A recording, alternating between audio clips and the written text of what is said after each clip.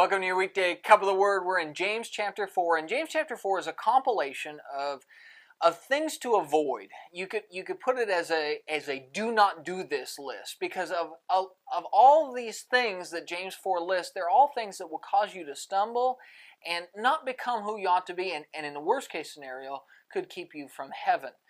One is friendship with the world. Flee from the devil and run towards God. Don't let the lusts of this world control you. And he lists in here the tendency of human beings to let our lusts be the thing that guide us instead of having that kind of self-control. The other thing that he'll talk about is arguing amongst brethren. That just being a generally argumentative person is the kind of thing that will cause problems and division. And it also shows not having that kind of character that God would have us to have in loving our neighbor. Also being too quick to judge others and not giving them the benefit of the doubt.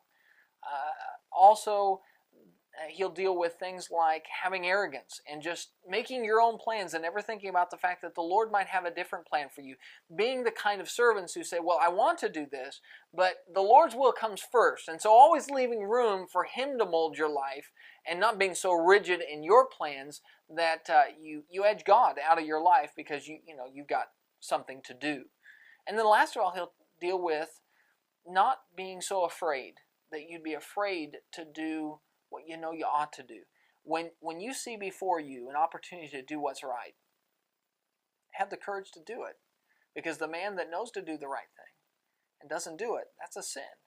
And so James lists all of these things for the purpose of saying this is what practical Christianity looks like. People who are peaceable, people who are courageous, people who put God first, people who leave room to be molded by God, and people who are running from the devil and running towards God's will.